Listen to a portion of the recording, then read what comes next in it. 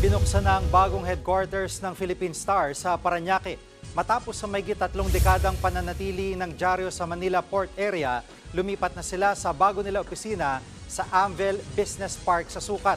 Tampok din dito ang exhibit kung saan makikita ang pinagmulan ng Philippine Star at 3 founder nito na sina Betty Go Belmonte, Max Oliven at Art Borjal. Ayon kay Philippine Star President and CEO Miguel Belmonte, nakikita nila na magiging multimedia powerhouse ang pahayagan sa iba't ibang platforms. A new chapter, a new dawn for the Philippine Star.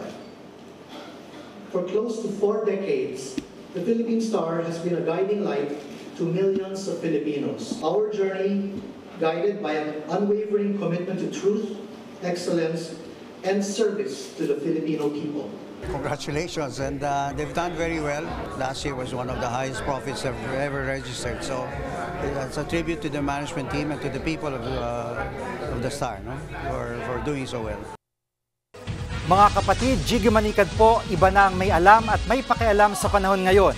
Para sa konkreto, kumpleto at komprehensibong balitaan sa Frontline, mag-follow at mag-subscribe sa social media pages ng News 5.